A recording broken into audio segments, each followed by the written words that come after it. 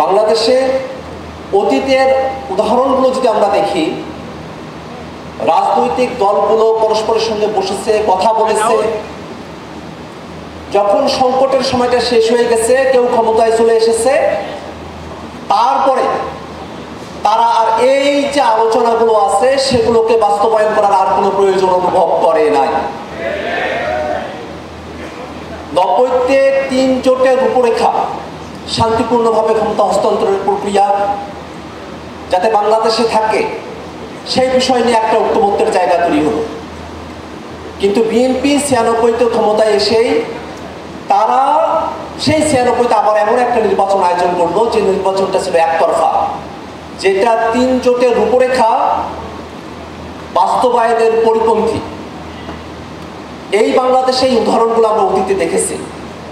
এবং রিসেন্টলি যদি আমরা দেখি যে জুলাই ঘোষণাপত্র পাবলিশ করা হয়েছে, সেই জুলাই ঘোষণাপত্র যেহেতু সরকার নিজের মতো করে তাদের ভিতরে থেকেই এটা পাবলিশ করেছেন, আমরা আস্থা রেখেছি। কিন্তু জুলাই ঘোষণাপত্রের ব্যাপারে এমন একটা অপরিপূর্ণ ডকুমেন্ট আমরা পেয়েছি যেটা আমাদেরকে আর আশাব্যঞ্জক রাখতে পারে নাই। জেন্টলম্যান এগ্রিমেন্টের কথা বলা হয়, জুলাই ঘোষণাপত্র জেন্টলম্যান এগ্রিমেন্টের একটা উদাহরণ, যেখানে জেন্টলম্যানরা বসে গত 16 বছরে আমাদের আন্দোলনের যে ইতিহাস, সেই ইতিহাসকে তারা সেখানে অন্তর্ভুক্ত করেন নাই।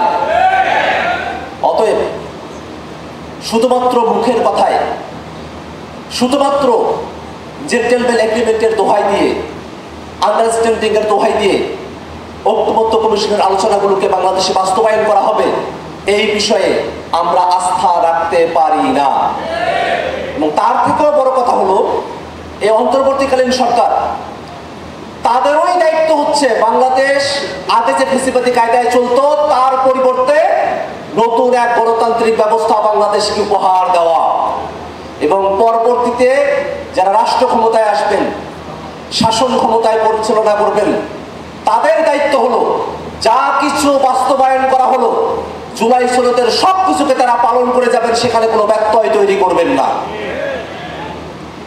এখন একটা বিষয় আমাদের আলোচনা করা প্রয়োজন।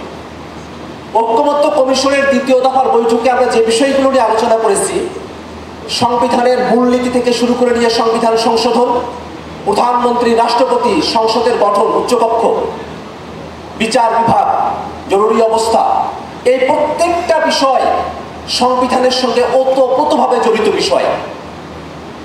আমরা এতগুলো বিষয়ে সংবিধানের বর্তমান যে টেক্সট তাতে পরিবর্তনের কথা বলেছি, তাতে এই সংবিধান কার্যত আর এক্সিস্টিং থাকে না, এটা আর থাকেই না। আপনারা যারা ঐক্যমত্য কমিশনের আলোচনাগুলো ফলো করেছেন তারা একটা জিনিস একটু করে দেখবেন, বিশেষত তাদের কথায় যারা শুধুমাত্র সংশোধনীর কথা বলেন, যে বিষয়গুলোতে সংশোধনী আনানোর কথা বলা হয়েছে, এই বিষয়গুলোকে বর্তমান সংবিধানের সঙ্গে একটা মিক্সড ভার্সন আপনারা করে দেখেন যে এই সংবিধানের আর কতটুকু বহাল তবিয়তে থাকে। এই সংবিধানের বড় অংশটাই আর বহাল তবিয়তে থাকে না, কিন্তু একটা জিনিস থাকে, সেটা হলো সংবিধানের বেসিক স্ট্রাকচার। অর্থাৎ এই সংবিধানের এমন কিছু বিষয় রয়েছে যেটা অন্তর্নিহিত, যেটাকে আর কখনোই পরিবর্তন করা যায় না।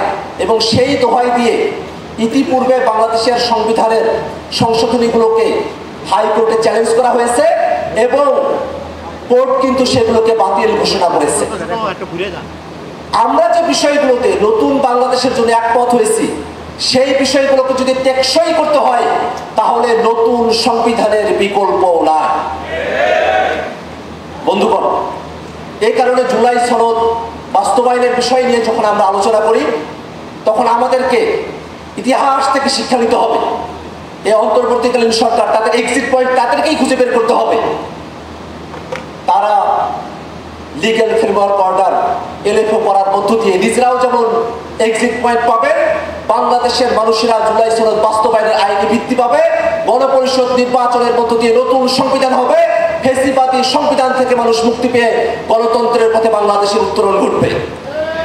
এবং সে জায়গায় বাংলাদেশের ফ্যাসিবাদ বিরোধী সকল রাজনৈতিক দলকে ব্যক্তিগত দলীয় অবস্থান থেকে সরে এসে জাতির স্বার্থে বাংলা বাংলাদেশের টেকসই গণতন্ত্রের স্বার্থে সকল রাজনৈতিক দলকে টেবিলের আলোচনাতেই এই জুলাই সনদ বাস্তবায়নের পথ পরিষ্কার করে বাংলাদেশের মানুষকে স্বস্তি প্রদান করতে আহ্বান রেখে আমি আমার বক্তব্য এখানে শেষ করছি।